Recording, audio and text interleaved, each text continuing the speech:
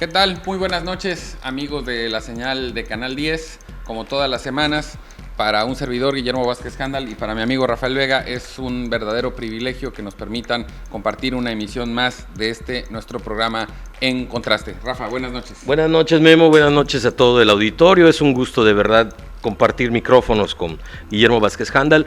Y bueno, pues este programa de análisis, plática política, ¿verdad? Que a veces no vamos a coincidir y que hemos querido llamarle En Contraste para diferenciar los puntos de vista de no solamente de nosotros, de lo que escuchamos en la calle, de lo que se vive, de lo que se comenta y de lo que se lee en los medios. Y es que aunque el formato lo hemos diseñado precisamente para que alguien de nosotros dos defienda y el otro lleve la contra con un tema, a veces es imposible. Hay cosas que son imposibles porque, como de hecho vamos a hablar de ello, hay verdades que son absolutas.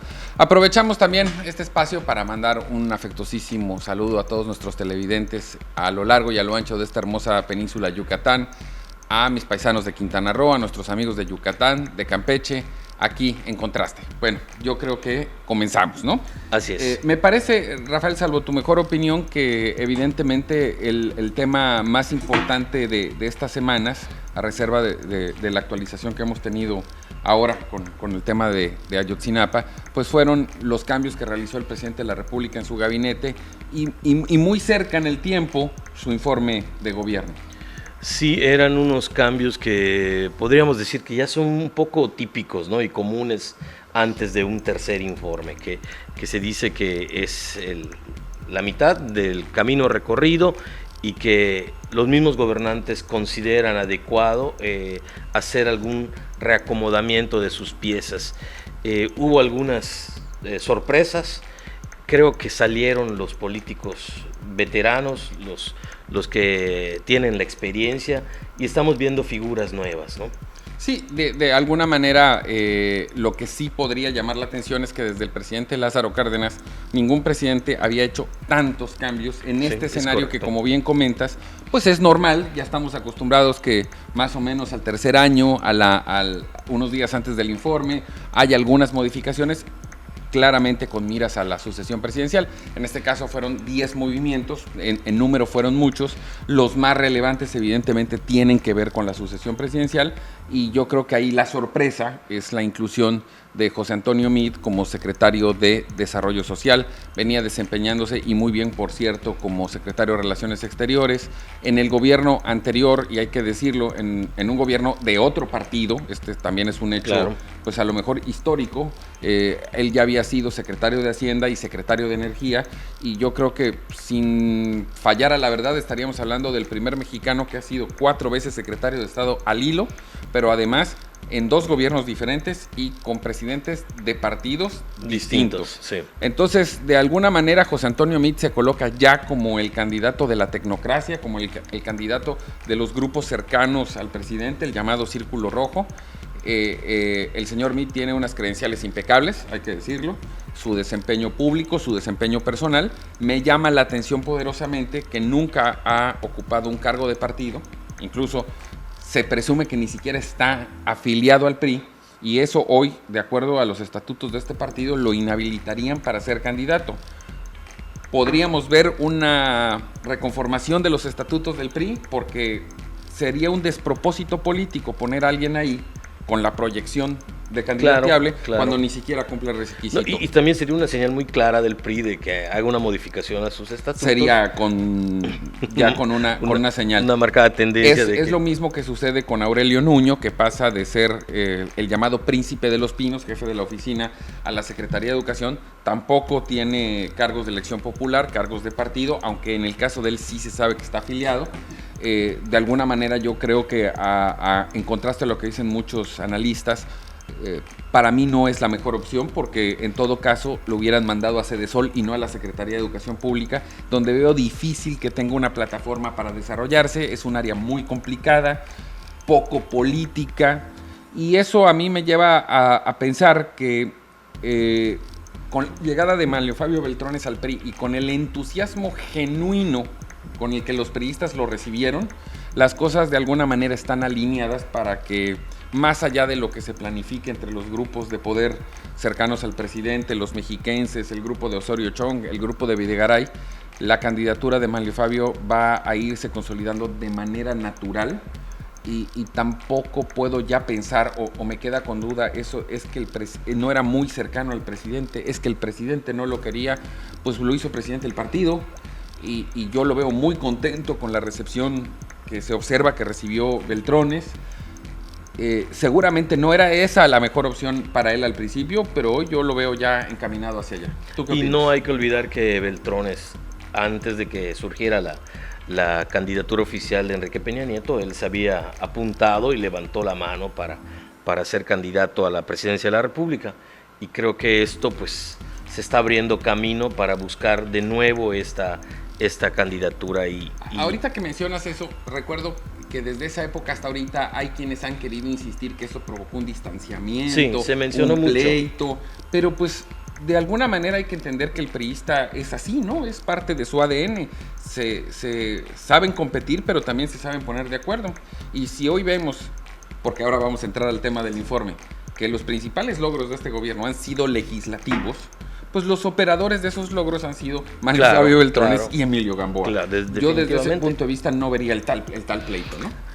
No, yo creo que además el hecho de que Manlio haya alcanzado la presidencia nacional del PRI, pues también habla mucho de que no hay tal, ¿no? O sea, este país, sobre todo gobernado por el PRI, no se maneja así. No se maneja así. Y bueno, también me llamó la atención, antes de que entremos al informe, la salida del gabinete de Murillo, Caram, y de Choaifet. En el caso de ellos dos, bueno, para empezar retomo tu comentario del principio. Otra cosa que se vio fue un relevo generacional. Sí. Y de alguna manera el único que queda ahí todavía es Pedro Joaquín, mi paisano, en la Secretaría de Energía, pero también se dice que en estos días habrá cambios en todo el bloque del sector energético, Pemex, Comisión Federal, Energía. Se vio un relevo generacional importante y además hay que entender que no necesariamente algunos de los que se van porque su desempeño no era el adecuado. Había que reposicionar el gobierno en miras a la sucesión. Y en algunos casos, lo decías particularmente, tanto de Emilio Choaifet como de Jesús Murillo, es público que ya tienen dolencias físicas importantes, que su estado de salud no es el óptimo. Entonces, el escenario que normalmente se utiliza es enviarlos al Servicio Exterior Mexicano. Una embajada es una posición muy digna, tiene una cantidad de prerrogativas, de sueldo, de tratamiento, y cuando además lo mandan a uno a las embajadas de primer nivel o a las VIP como las europeas, pues a la edad de ellos y ya en su condición física, pues es un colofón muy digno para que cierren sus carreras. Se sabe ya que Juan José Guerrabut, que era titular de Semarnat, va a Italia. Una jubilación preanticipada. Sí, pero de primer nivel, de lujo. Desde luego. Entonces, Juan José Guerrabut va a Italia, se especula, se da como un hecho que se van, pero se especula que Jesús Murillo va al Vaticano y Emilio Choaifet va a España. Se dice que Enrique Martínez, el exsecretario de la Zagarpa, podría ir a Portugal, pero también por ahí me enteré que se quiere quedar y ser parte del equipo de Beltrones en el PRI. Y se anticipa ya ante la eventual salida de Pedro Joaquín Codwell que podría ir como embajador a Noruega o a Portugal en caso de que Enrique Martínez no aceptara y se quedara en México. Bien lo mencionas, yo creo que ahí lo que se ve es un relevo generacional, pero con un trato amable y decoroso a los que se van, ¿no? Sí, desde luego. Y bueno, esto fue previo al informe. ¿Qué te pareció a ti? El informe, hay muchas opiniones, desde luego, como siempre. Algunos lo consideraron triunfalista. Tenemos opiniones también de algunas personas que dijeron que fue realista el informe del presidente. A mí, la verdad, nunca me ha parecido un informe realista, ni de un alcalde, ni de un gobernador, ni de un presidente, ¿no? Entonces, ¿cómo lo viste, Memo? Yo creo que si hacemos un intermedio entre el triunfalismo y la realidad, faltó autocrítica. Desde luego. De alguna manera, tampoco podíamos esperar que el presidente fuera a tirarse al piso en su día, en su evento. Claro. Y además tampoco sería un mensaje positivo para la sociedad hablar con un tinte derrotista. Pero creo que sí faltó autocrítica. El mensaje que la sociedad le ha dado al presidente y a su gobierno es muy tajante, es muy directo. Y fundamentalmente lo que más me preocupó es que no hay un entendimiento como para decir hay que cambiar las políticas públicas. principalmente la que tiene que ver con la conducción hacendaria, con la conducción fiscal y la monetaria. Hubieron muchos cambios en el gobierno. Hubo un informe entre triunfalista y un poco autocrítico realista, pero lo que no hubo fue un anuncio de vamos a cambiar las cosas para hacerlas mejor. Esa es la parte que a mí técnicamente me preocupa, porque en todo caso ese triunfalismo quiere decir no solo no estoy aceptando el error, voy a continuar convencido de que lo que estoy haciendo está bien y no es así. Y además, los informes han dejado de ser desde hace mucho tiempo ese evento... El día del presidente. Sí, histórico, impactante. Yo recuerdo en la niñez que hasta ponían televisores en los bajos del palacio. No había clases. Y no había clases, y era una cosa así fenomenal, ¿no? Y hoy en día para muchas personas pasa desapercibido, las actividades continúan, y como que no fluye todo lo que el presidente propone, lo que el presidente dice, no está permeando en la sociedad, ¿no? Y sigue habiendo ese sentimiento de hartazgo, de molestia, de inconformidad y de insatisfacción. Porque los números no te dicen nada y además hoy con la tecnología podemos enterarnos de lo que viene en el informe semanas antes. Yo creo que el mensaje a la nación, que eso tendría que terminar siendo más que un informe, tendría que ser para adoptar posturas. Y en este caso lo que nos dijo es, vamos a seguir igual. Exactamente. Vamos a ir a un corte, no nos tardamos nada y estamos de vuelta de inmediato.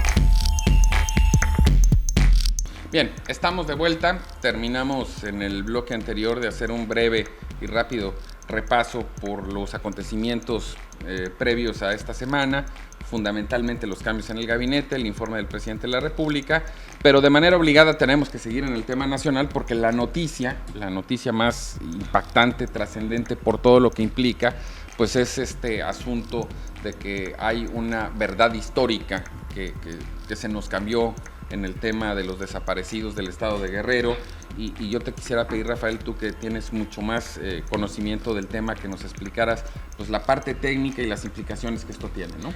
Bueno, pues tú sabes que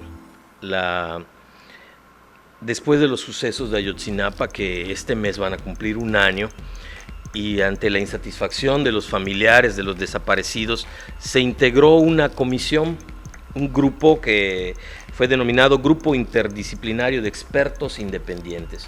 Incluso me llamaba la atención que uno de estos expertos habían trabajado en la investigación en torno a las Torres Gemelas en Nueva York. Gente con mucha experiencia. De alto nivel. Sí, de alto nivel, altísimo nivel. Y investigadores de una universidad de Austria. Y bueno, pues el trabajo era continuar con las investigaciones, y ellos han determinado que la verdad histórica, porque así fue llamada por el entonces titular de la PGR, Jesús Murillo Caram, la verdad histórica de que los cuerpos de los estudiantes de Ayotzinapa fueron calcinados. Este grupo especializado determinó que no fue así. ¿Que no fue así porque no fue lo que pasó o porque no eran ellos? Porque no hay evidencias que demuestren que estos cuerpos fueron calcinados. Ellos dicen que para que esto hubiera ocurrido, tuvieron que necesitar 30 toneladas de madera, que los cuerpos pudieron tardar hasta 60 horas en ser consumidos por el fuego, y además las llamas hubieran alcanzado una altura de hasta 7 metros. Entonces, con base en una serie de elementos técnicos y científicos, ellos han determinado de que no fueron calcinados, y hablan de un asunto de drogas en el que se señala que el autobús que los estudiantes secuestran era un autobús que era utilizado para el transporte de cocaína. Entonces esto cambia la historia, ¿no? La verdad histórica que conocíamos. Ellos han determinado de que no fueron incinerados en el basurero municipal de Cocula, como se dijo en un principio, y bueno, pues aseguran que es insostenible esta versión, y esto abre de nuevo las llagas. El problema es no solo afectivo, sentimental, que lo podemos entender perfectamente, claro, sino esta percepción ciudadana, social, de que el gobierno te dice una cosa y al poco tiempo no la puede sostener. Y esto es grave porque en cualquier trámite o en cualquier seguimiento de un tema pericial, de una investigación legal, pues lo que uno tiene que partir de la base es de la certidumbre de los datos para que el juicio o para que el veredicto sea realmente justo. Hoy te podrán decir, bueno, pero de alguna manera los supuestos responsables están todos en la cárcel. Estamos hablando de alrededor de 100 personas. Pero nos queda la sensación, y se lo digo a título personal, no como analista, como ciudadano común y corriente, que nunca vamos a saber lo que realmente pasó y que si esto se aplica a la vida cotidiana en todos nuestros actos, pues este gobierno no nos dice la verdad, ¿no? Y además es muy grave porque los mexicanos estamos hartos de estas cosas. Estamos cansados de leer que el homicida de fulano de tal salió libre, que el defraudador de tal cosa salió libre. Entonces estamos hartos de la impunidad, ¿no? Entonces esta señal de no saber ni siquiera quiénes fueron los autores o quiénes son los responsables de esto, pues nos pone en un estado de indefensión, ¿sí? Pone a las autoridades en evidencia de que no tienen la capacidad para investigar, no tienen la capacidad para levantar un expediente. Tantos recursos, Memo, que se destinan a estos renglones para que hoy en día lleguemos a esta conclusión de verdad triste, patética y lamentable. Y lo decíamos cuando hablábamos del informe, y la autoridad no lo reconoce, y de alguna manera eso pues sí nos deja un panorama muy claro de que no hay, como decías, la capacidad para hacer las cosas. En fin, lamentablemente esto es la noticia que seguramente se impondrá a lo largo de esta semana. De todo el mes, Memo. De todo el mes se estaba preparando el 26, que se cumple un año de Ayotzinapa, 26 y 27, se estaban preparando muchos movimientos y esto va a echarle más leña al fuego. Y a ver qué otras sorpresas nos vamos a encontrar en el camino, porque pues sí, también como lo comentábamos, esto hace que todo vaya de origen a cero y materialmente se tenga que empezar de nuevo. Ojalá que pronto se pueda esclarecer el asunto. Evidentemente, pues bueno, ya después de hablar de lo nacional, tenemos que retornar a nuestro entorno peninsular. Y me gustaría empezar por platicar de Campeche.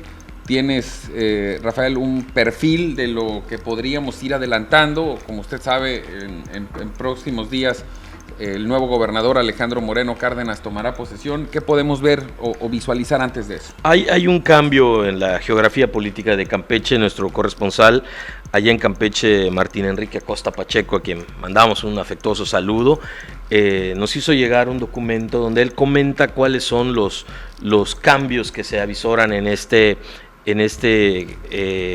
pues a partir de que Alejandro Moreno tome posesión como gobernador el 15 de septiembre, el 1 de octubre van a ser los cambios en los ayuntamientos, a diferencia de otros estados como en Yucatán, simultáneo. Es al revés, ¿no? O sea, aquí primero toma posesión el alcalde y luego el gobernador, un mes después.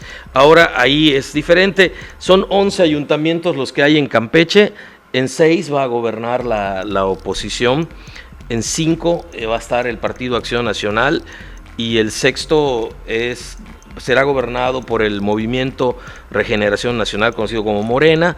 Así que es un poquito un panorama no complicado, porque no es la primera vez que ocurre en Campeche. Fíjate que en la elección de Vicente Fox, el llamado efecto Fox motivó 7 ayuntamientos, que incluso Palizada ganó el desaparecido Partido Convergencia por la Democracia. Ahora, de estos municipios que van a estar en manos del PRI, el PRI va a estar en Tenabo, Campeche, la capital, Jopelchem, Champotón y Escárcega, mientras que el PAN va a estar en Geselchacán, Candelaria, Calakmul, me equivoqué, no va a ser gobernado por Morena, es Calakmul, Palizada y Carmen. Fíjate que aunque Calakmul es el municipio más joven, va a estrenar gobierno desde su creación, gobierno de oposición, porque había sido siempre gobernado por el PRI.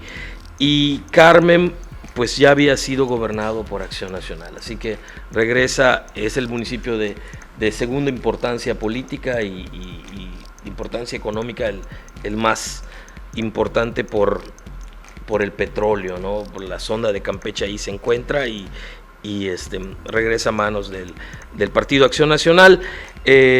Llama la atención, Memo, algunos municipios que han sido gobernados por tres partidos, o sea que ahí la alternancia es una realidad, ¿no? Por ejemplo, Calquiní ya fue gobernado por el PRI, por el PAN, y ahora va a ser gobernado por Morena. Palizada, PRI, Convergencia y PAN. Y Champotón igual ha estado con PRI, PRD y PAN. Así que en el caso del Congreso, me llama la atención lo que comentábamos antes del programa, que hay 35 curules. Desde luego el PRI va a tener la mayoría, le va a seguir el PAN con 13 diputaciones, Morena con 4 y PRD con una representación proporcional. Así que el Congreso toma posesión el 1 de octubre también, junto con los ayuntamientos. Ese es el panorama político que se está presentando. Antes de la elección, las perspectivas permitían pensar que la victoria no solo de Alejandro Moreno por la gobernatura, sino del PRI en general iba a ser arrasadora. Así es. Que a lo mejor de estos 11 municipios el PRI tendría 9 o 10, y de alguna manera sí fue sorpresivo el resultado final, porque aunque Alejandro Moreno gana bien, gana con un buen margen, no fue el que esperaba, y además estas derrotas municipales pues sí señalan una especie de equilibrio, de contrapeso. Yo creo que habrá que esperar a la toma de posesión, porque estoy completamente seguro, de hecho lo he podido platicar personalmente con el gobernador electo, tiene un programa de trabajo muy ambicioso. Sí. No soy quien para adelantar información, claro, pero estoy seguro que va a haber anuncios muy espectaculares en cuanto a lo que se va a hacer. Alejandro Moreno es un tipo muy echado para adelante, con proyección nacional, y a él pues me queda muy claro que le va a importar hacer muy bien su trabajo en los 2 primeros años para estar en el 2018, si no entre los precandidatos, sí entre los actores principales, ¿no? Antes de la campaña política tuvimos oportunidad también de platicar y el proyecto de Alejandro mira mucho hacia el desarrollo económico. Sí, por de supuesto, Campeche. por supuesto. Entonces van a haber cosas y anuncios muy importantes. No podemos adelantarlos claro, porque nos corresponde. Claro, desde luego. Pero sí, los que hemos tenido la oportunidad de escucharlo. Tiene proyectos muy ambiciosos. Y que además habría que decir que en algunos casos, lo comentaremos una vez que se den a conocer, los viene trabajando mucho tiempo antes incluso de saber que iba a ser candidato. Y eso habla de un proyecto de Estado, habla además de una posibilidad de una transformación muy profunda para Campeche. Yo creo que habrá que esperar a su toma de posesión, habrá que esperar a ver la conformación de su gabinete, porque naturalmente uno entiende que además del equipo cercano, pues aperturará espacios para otros grupos, habrá equilibrios, y pues ahí sí yo creo que después de la toma de posesión tendremos un panorama mucho más claro al respecto, ¿no? Sí, definitivo, y lo que es un hecho es que yo creo que vienen buenas cosas para Campeche, vamos a esperar cómo. Así decía su eslogan de campaña, lo mejor de Campeche está por venir. Y obviamente pues nosotros no podemos desearle nada menos que eso a los campechanos. No se trata de una simpatía partidista ni mucho menos, pero la verdad es que sí creo que Alejandro Moreno, Alito, como todos lo conocen, ha diseñado un muy buen plan de gobierno, muy ambicioso, como bien decías, con un enfoque muy orientado al desarrollo económico, y con la mitad de lo que él piensa. Si eso le sale, seguramente a Campeche le va a ir muy, muy bien.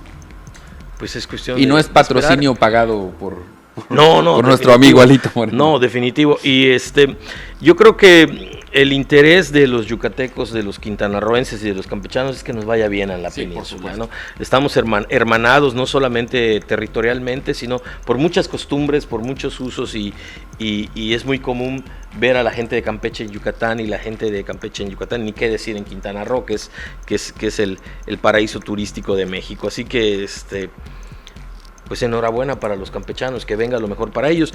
Y ¿cómo estamos de tiempo? Momento de ir a una pausa, Memo, nos vamos a un corte. No se vayan, regresamos, estamos en Contraste.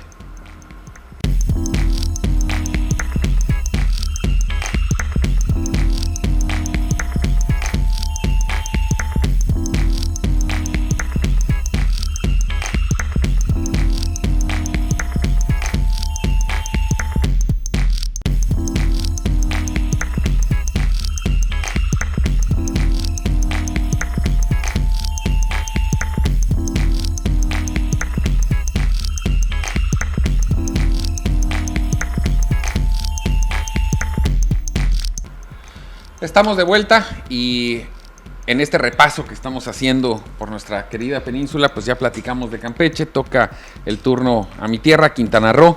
Y bueno, pues el día de mañana el gobernador Roberto Borge rendirá su informe de gobierno. En Quintana Roo los informes siempre son grandes eventos, a diferencia de lo que sucede en Yucatán, por ejemplo. Normalmente va una muy buena cantidad de gobernadores, el presidente nacional del PRI, los coordinadores de las bancadas y una auténtica pléyade de empresarios nacionales, porque pues, como ustedes lo saben, Quintana Roo en Quintana Roo se representan todos los intereses económicos nacionales. Entonces, normalmente es un gran evento, es una fiesta que yo creo que en este caso, como lo ha sido en los años anteriores, escucharemos cifras muy importantes de crecimiento económico. De alguna manera, y eso no lo dice el gobernador, hay muchos esquemas que miden y que tienen parámetros para ir analizando cómo está la situación de los estados. Uno de ellos, por ejemplo, México, ¿cómo vamos? Es una plataforma que mide los principales indicadores nacionales de crecimiento, coloca a Quintana Roo en un lugar de privilegio, con muy buenas tasas de empleo, con una inflación baja, pero sobre todo y con una constante de crecimiento turístico, de ingreso de divisas. Yo creo que vamos a escuchar más o menos por ahí. Y también, pues lo comentábamos al principio, pues llega el momento que el informe se convierte como una aduana o como una fecha tope o límite, y lo que se espera es que inmediatamente después de este evento del miércoles, en unos días, el gobernador Roberto Borge anuncie un paquete de cambios en su gobierno con miras, así como lo hizo el presidente Peña Nieto, a la sucesión estatal.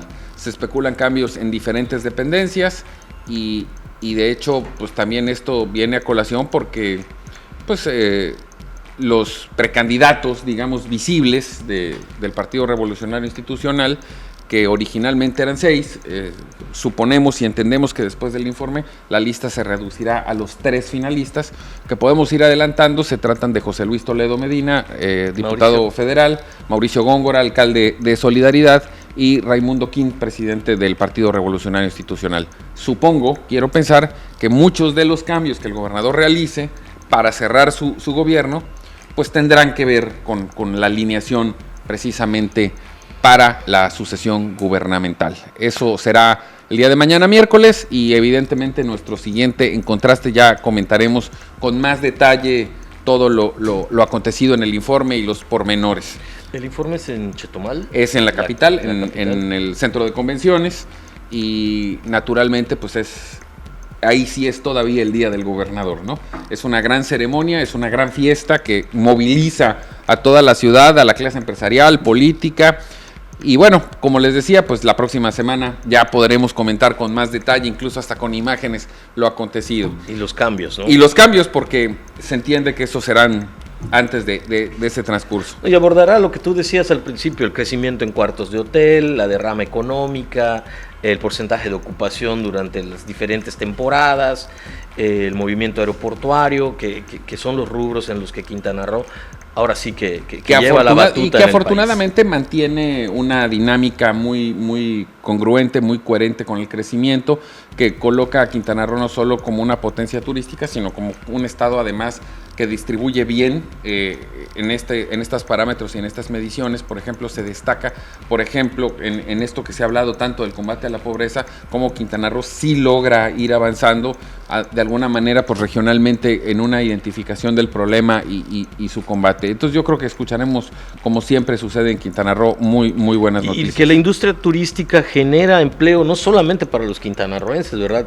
Sobre todo una gran parte de yucatecos, de tabasqueños, chapanecos, veracruzanos, que han encontrado... guerrerenses. Sí, cómo no, y que, bueno, pues qué bueno, ¿no? Sí, así es. Esa es la característica y la virtud de Quintana Roo. Estaremos muy atentos al informe del gobernador Roberto Borge. Y ahora pues pasamos a Yucatán, que también aquí las cosas andan movidas. ¿Por qué no nos platicas de los últimos acontecimientos? Sí, la semana pasada, el día primero, pues como se sabía y se esperaba, tomó posesión Mauricio Vila Dosal como alcalde de Mérida. Y bueno, pues esto inicia un nuevo periodo para los meridanos, una administración más emanada de Acción Nacional que tiene ya desde 1990 el control del ayuntamiento de la capital yucateca, salvo el periodo en que gobernó Angélica Araujo y que fueron 2 años, han sido los panistas los que han mantenido a la joya de la corona. Me llamó la atención un evento que se realizó allá en los bajos del Palacio Municipal, en la calle, sobre la calle 62, en la esquina de la 62 con 61 se instaló el templete. Me llamó la atención porque yo no lo había visto en estos 25 años que llevamos en los medios, que estuviera presente un gobernador, 2 secretarios, o sea, un secretario de gobierno, el secretario de seguridad y el jefe del despacho del Ejecutivo Estatal.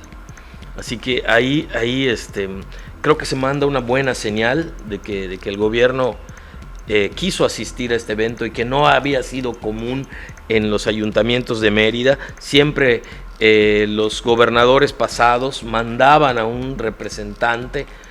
Hay que reconocer que Rolando ha estado en los 2 de su periodo, en los 2 alcaldes de su periodo. Llamó la atención la presencia del secretario de Seguridad, de Luis Felipe Saidén Ojeda, que ese sí nunca había estado en una toma de posesión, y nos llamó la atención la petición que hace Mauricio Vila, expresa, clara, contundente al gobernador, de que le dice: tengo la mano extendida porque el Ayuntamiento de Mérida quiere trabajar con el gobierno del estado y con todas las instancias y órdenes, incluso del orden federal, ¿no? Entonces, yo ponía en mi cuenta de Facebook que había visto cosas que nunca se presenciaron en un evento de este tipo y bueno, nos llamó la atención este acto. En política, fondo es forma. Y se podría entender que esta ceremonia protocolaria transita en la cordialidad por descontado, pero creo que, como bien comentas, sí hubo un más allá de esa cordialidad obligada, ¿no? Los mensajes en ambos vías muy positivos. De alguna manera, pues el gobernador en esa posición institucional y sobre todo ponderar lo de Mauricio Vila, ¿no? Que de alguna manera, a pesar de lo que se siente en el panismo, asume esta responsabilidad de gobernar en coordinación, porque no ha sucedido así, no solo en el discurso, sino en la vida real, y podría pensarse, ojalá así sea, tampoco es un cheque en blanco, muy pronto nos daremos cuenta si es cierto o no, pero de entrada es positivo el mensaje, ¿no? Sí, y bueno, vienen tiempos difíciles para los gobiernos, sobre todo para el Ayuntamiento de Mérida, que históricamente siempre es reducido, sesgado en los recursos, y históricamente los alcaldes panistas se han quejado de estos recortes de recursos, y bueno, pues que vienen. En este caso no es una sorpresa. Y no van a venir solamente por ser de diferentes partidos, sino porque las condiciones del país van a obligar a eso. Entonces, pero luego viene la esencia electoral, que no podemos olvidar que los gobiernos emanan de partidos y los partidos los dirigen los políticos, y vendrá inmediatamente el interés electoral. Entonces, aunque aquí la sucesión estatal es en el 2018, vamos a suponer que entrados ya en la dinámica cotidiana, Mauricio Vila, sin esta posibilidad de tener los recursos, y con este pugilato normal que hay con el gobierno, incluso a veces hasta siendo del mismo partido sucede. Claro. Pues yo creo que ahí las estrategias electorales empezarán a mediar y a lo mejor esta cordialidad y esta amabilidad que estamos viendo normal en la toma de posesión, no va a durar mucho tiempo. No, y además fue muy hábil Mauricio de decir, bueno, extiendo mi mano, le pido ayuda al gobernador, porque ese fue el mensaje, ¿no? Y si no me lo da, miren, meridanos, yo desde el día 1 pedir esta ayuda y no la he recibido. Entonces, una estrategia también política muy, muy hábil, ¿no? Ya hablaremos de eso seguramente en poco tiempo, porque como bien comentas, la situación económica, financiera del país y del gobierno va a estar muy complicada, y yo tengo mis dudas de que aunque sea genuina este ánimo de colaboración, se pueda sostener. Vamos a ir a un corte para regresar al último bloque de En Contraste y seguiremos platicando de lo que pasa en Yucatán. No nos tardamos nada.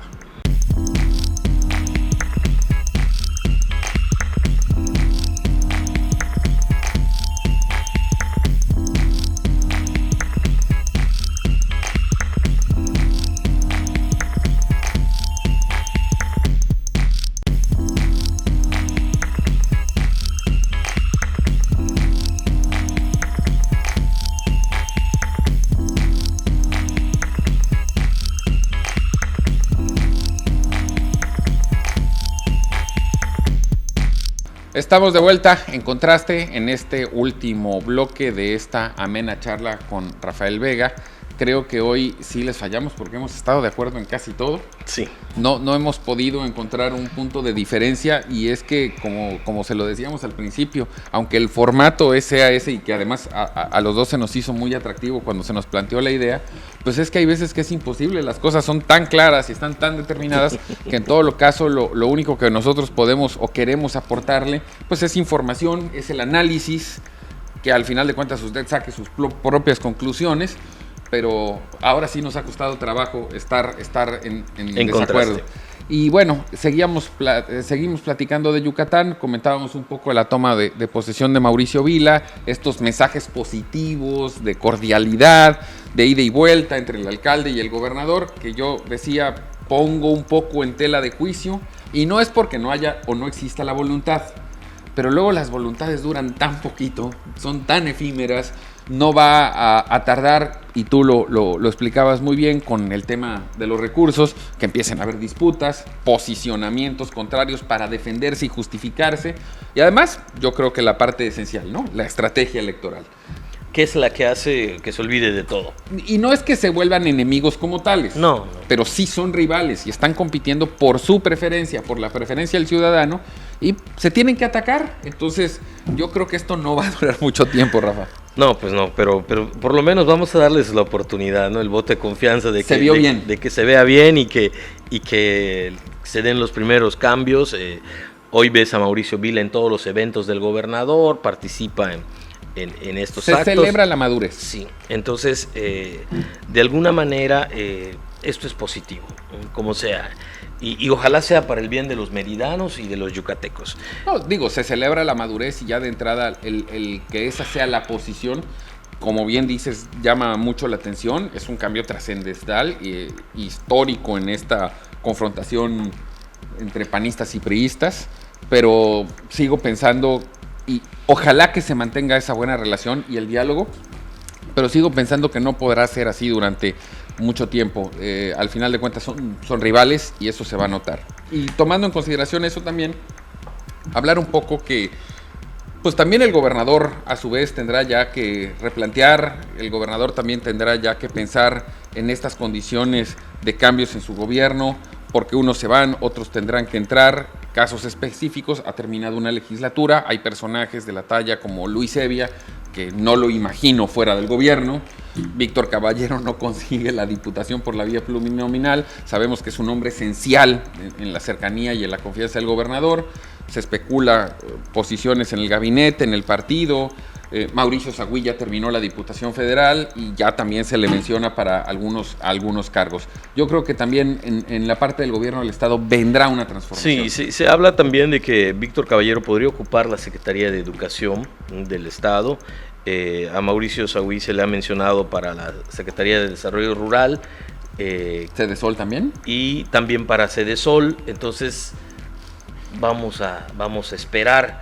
Se hablaba también durante la semana pasada de versiones, que son rumores, de que viene una nueva fuerza, un nuevo impulso al grupo de Ivonne Ortega, ahora ya como diputada federal, moviendo sus piezas, y se menciona que incluso en una reunión con algunos allegados de ella se dijo que ella pensaba que ya había dejado gobernar 3 años a Rolando Zapata y que ahora correspondía la oportunidad o era el turno del grupo de Ivonne de estar influyendo en la toma de decisiones de Yucatán. No lo veo muy factible, porque si hay algo que ha quedado evidente es la pérdida de fuerza, la pérdida de presencia de Ivonne Ortega en el escenario nacional. Su salida de la Secretaría General del PRI se da por un tema de fechas, por un tema estatutario, pero a partir de ahí había un antes y un después. No fue al gabinete, incluso su posición en la Cámara de Diputados es menor, es una vicecoordinadora de 20 o 30. Así es. Además, no es un secreto porque varios diputados federales lo comentan, el trato que se le da en la Cámara no es de privilegio. Es una más de los miembros de la bancada, sí con el reconocimiento de haber sido gobernadora, sí con el reconocimiento de haber sido secretaria general del partido, pero no es de las figuras principales, no es de las que más influyen. No es un secreto tampoco que su relación afectiva, personal con el presidente se ha venido demeritando con el paso del tiempo por errores políticos que ella ha cometido. Entonces yo no la veo a ella en este momento con fuerza, no la veo con preponderancia como para poderle exigir nada al gobernador. Yo al gobernador lo veo en una posición muy privilegiada por los resultados electorales y por los resultados administrativos que ha dado. Si tú analizas cómo se comportan los demás gobiernos estatales, Yucatán es de los que sobresale en todo. Entonces, pues eso da fuerza.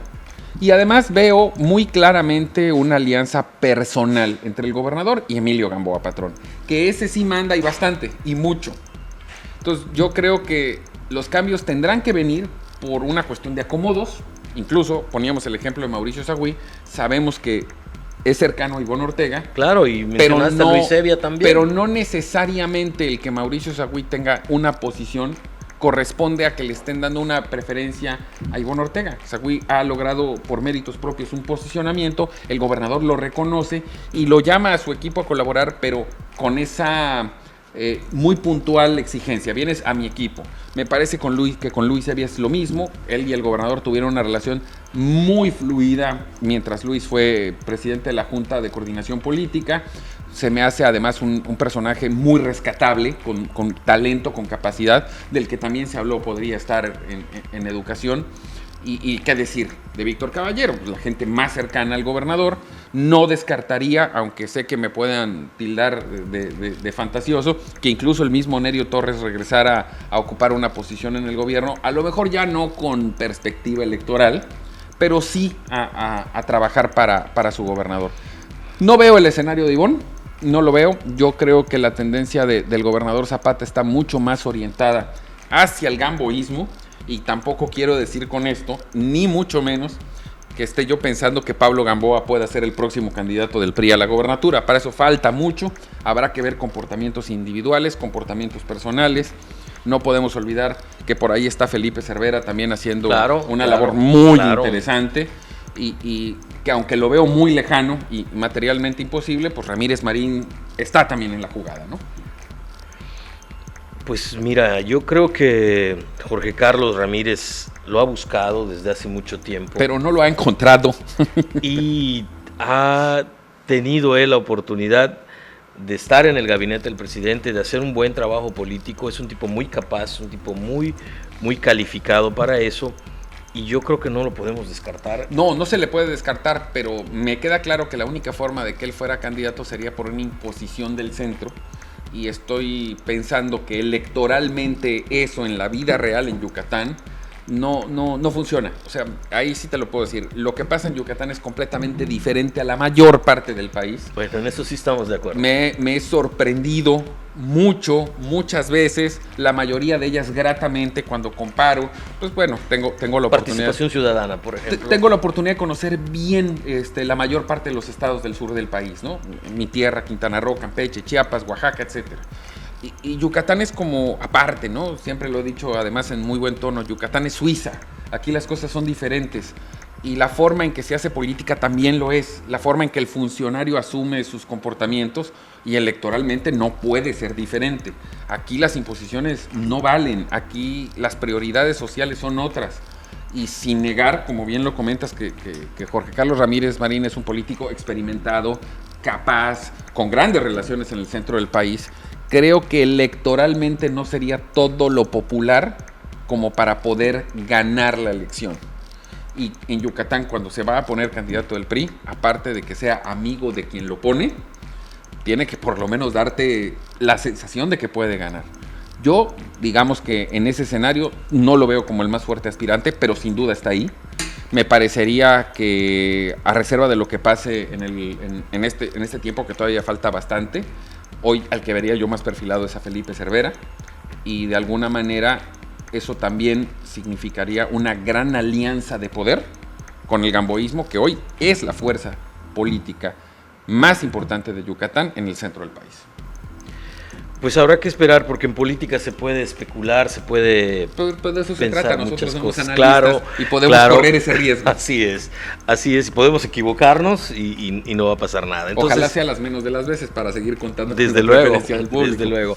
Pero bueno, habrá que esperar. Yo no creo que Ivonne se quede así sentadita tranquila. No va a querer quedarse. Vamos a ver si la dejan. Exactamente, a ver si le dejan y ella seguramente no se conformará con terminar su carrera política siendo solamente diputada federal. Es muy joven y creo que tendrá muchísimos. Ya platicamos de las embajadas. Es una posición extraordinaria. No, pero es muy joven todavía y yo creo que va a querer todavía hacer muchísimo más en materia de política, y habrá que esperar al tiempo. Sí, digo, las condiciones son estas, ¿no? En este momento no es el mejor momento de la carrera política de Ivonne Ortega. Yo sí veo muy fortalecido. Por eso, pero se está reorganizando. Se va a querer mover. Se está reorganizando. Vamos a ver si la dejan. Yo veo al gobernador muy fortalecido por estos escenarios de sus calificaciones administrativas, su calificación electoral. Sacó un muy buen proceso. O sea, se pierde Mérida, pero no olvidemos una cosa, al gobernador en México se pierde Mérida, se pierde Valladolid, se pierde Progreso, se pierde Motul, se pierde Humán. Pero recupera una diputación federal. Y en México, sus jefes de partido, a él lo juzgan por las diputaciones federales. Le pidieron 3 y entregó 4. Entonces él salió muy bien ante la visión del Comité Nacional del PRI y de Los Pinos. Yo lo veo fortalecido, no veo que Ivonne pueda imponerse por encima de eso, y no olvidemos que aquí el factor clave se llama Emilio Gamboa. Ese sí es el que manda. No, yo igual coincido contigo de que su hijo Pablo, que es hoy diputado federal, puede aspirar a la alcaldía de Mérida, a la gubernatura. Coincido en que todavía no es tiempo, pero sí podría ser el próximo candidato del PRI a la alcaldía de Mérida. Candidato, a ver qué dicen los meridanos en su momento. Se nos acabó el tiempo, les agradecemos muchísimo su atención en Contraste. Nos vemos sin falta la próxima semana. Rafa, buenas noches. Buenas noches, Memo, gracias. Buenas noches.